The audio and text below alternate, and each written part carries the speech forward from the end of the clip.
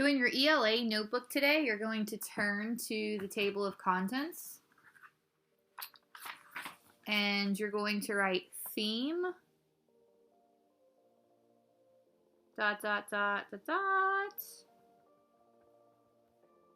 page 20 to 21.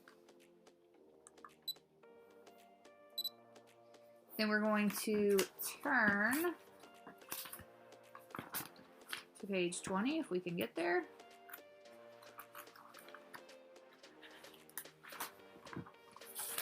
So wherever you're keeping up with your page numbers, make sure that you write your page numbers on them. There's my page 20 and my page 21.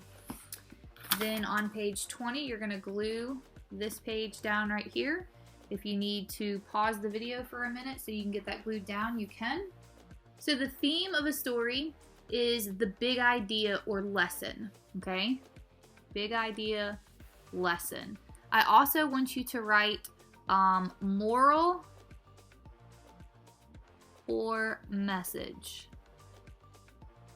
So the theme is what the story, the lesson that the author is wanting you to get after reading the story. It's not the main idea, but it's very similar to the main idea. It's just like the lesson or what they want you to get out of it. For example, in the story Green Eggs and Ham, the theme or the lesson was to, try something, you might like it. Don't just say you don't like something because you've never tried it before. To help you identify the theme, you can ask yourself these questions after reading a story. What was the problem or issue in the story? What did the characters learn? How did the characters' feelings or actions change in the story?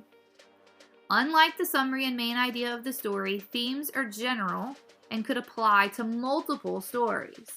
So we have some common themes that we are going to write down here. So some common themes in stories could be friendship, family, jealousy. You need to write these on your notebook page. Love, hard work,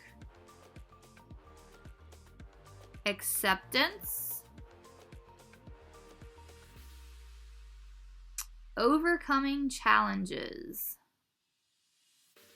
Overcoming challenges.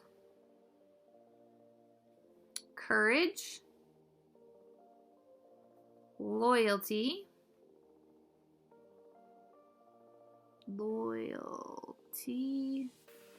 respect, teamwork, self-confidence,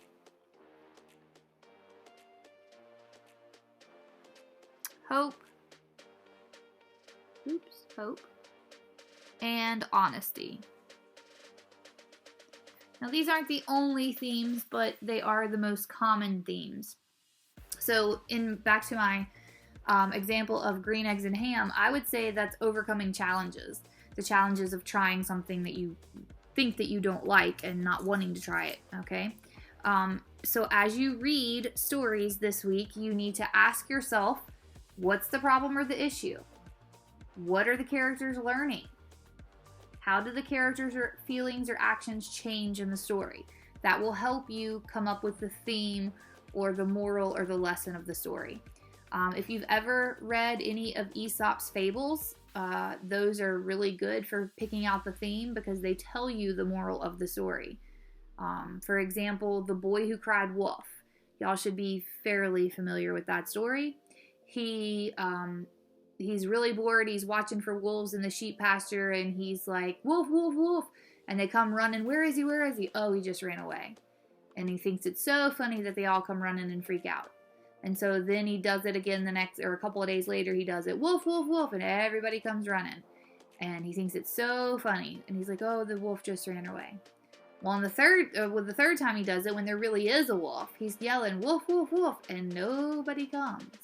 Because nobody comes because they think, hey, you've tricked me twice, I'm not falling for this again.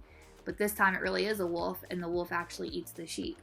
So, the moral of that story is honesty. When you're not honest with people, they tend to not believe you when you really need them to. On page 21, you need to glue down this page. There we go. This page that talks about theme. See if I can zoom in some here. So this is a story called Jenna and the Black Cat, but it's got some notes here about theme. So it says, the main idea is the most important idea an author is trying to get across. Think of theme as the main idea's brother or sister. The author might plainly state the theme or leave clues for the readers to figure it out. So here's Jenna and the Black Cat. Eek! That's bad luck, Jenna said when Erica walked under the ladder that leaned up against the carved stone wall. Eek! That's bad luck, Jenna said when Erica walked under the ladder that leaned against the carved store wall. Erica was used to her friend's superstitions. Jenna had many of the usual ones, like not stepping on cracks. She also had a few superstitious beliefs that were unique. She wouldn't wear the same color shirt 2 days in a row. She believed that you couldn't experience each day as a new day if you wore yesterday's color. Erica overlooked Jenna's quirks, though she kidded her about them sometimes. What she liked about Jenna was that she was thoughtful and that she liked to help. On Saturdays, she worked at an animal shelter. Jenna and Erica began to walk from the mall back to Jenna's house. Their route took them through the park, where a soccer game was going on. That meant that they had to take a longer route around the field and past the ghost tree. The ghost tree was just a maple tree whose limbs grew in a pattern that looked like arms reaching to the sky. When its leaves fell off, the ends of the branches pointed like sharpened fingers in all directions. It had been called the ghost tree as long as anyone in town could remember. Jenna usually stayed away from the tree. It gave her the creeps.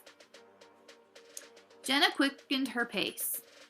Then when they heard a small cry, "It's coming from the trees," Erica said. While Erica went to the base of the tree, Jenna held back. "It's a kitten," Erica called to her friend. "I can't reach it." Jenna stepped closer and saw the animal on a low branch. It seemed scared. "If you cup your hands, I can climb up and get it," she said. Erica was surprised to see Jenna reach for the black cat. So in this, they had 3 things circled. You might want to highlight them or make them stand out because you can barely see the circle. So Erica was used to her friend's superstitions. This is a clue. We usually have to read the whole passage or story to figure out the theme, but we can look for clues as we read. This passage is about a superstitious person. Maybe the theme is about superstitions. Here is the next sentence that's a clue. What she liked about Jenna was that she was thoughtful and that she liked to help. So even though Jenna is superstitious, she sounds like a really nice person. I wonder if these aspects of her character will have something to do with the theme. And then the last clue was at the end. Erica was surprised to see Jenna reach for the black cat. A superstitious person like Jenna would be afraid of black cats, and we already know that she doesn't like the ghost tree. Yet Jenna forgets about her superstitions to help the cat. This is pretty important. I think we found the theme. The author wants us to know that you can let go of your fears when there's an emergency. So those clues all led us to that theme of the story. It's about courage. You can let go of those fears and have courage when there's an emergency. It was more important for Jenna to save that cat than it was for her to believe in her superstitions or hold true to her superstitions. So you are going to use what we have discussed in these notes about theme to complete workbook pages 120 to 123 and 126. There is an answer key video for you to watch after you have completed those pages. I also want to say something in this video about your word study. This is important. So your word study, these are suffixes this week for word study. So they go to the ends of words. They do not go to the beginnings, but they go to ends. And here is something that you guys have not been doing. You have to make sure that you choose 4 word study activities to do each week in your word study book. So your suffixes this week are Y, LY, and ILY. Something with a Y is an adjective, LY and ILY are adverbs. Now, you have 4 choices, and they are on Google Classroom under resources you needed for every week, word study choices, and you have 6 things to choose from. You're going to choose 4. You can write 10 words that contain the suffix, since we're doing suffixes this week, and create a picture dictionary. So you would write the word, the definition, and a picture. You can look up 10 words that have these suffixes. You can write 5 analogies, and in those 5 analogies, you have to have 2 words that contain a suffix from the week. You can write 10 sentences using a word in each sentence that contains the suffix. You can make up a totally new word, just totally made up word containing the suffix. You would tell me the word, the definition, and draw a picture. You can write a paragraph. So your paragraph has to have at least 5 sentences with 10 words in each sentence. And your paragraph has to have 10 words that contain the suffix somewhere in the paragraph. And you have to highlight or circle those 10 words. Finally, you can write a simile, a metaphor, or an idiom. Not all 3, one of them. A simile, a metaphor, or an idiom. And it must include one of the words in your simile, metaphor, or idiom must include the suffix of the week. Those choices are written out on Google Classroom. You also, the first time we did this, I did every single example with you. I did a video on it to show you how to do these activities. So if you need to go back and review those videos, they're still posted on Google Classroom. They're still on my YouTube page. And you can also, if you did those activities with me like you were supposed to, you can go back to the beginning of your word study book and look at those activities.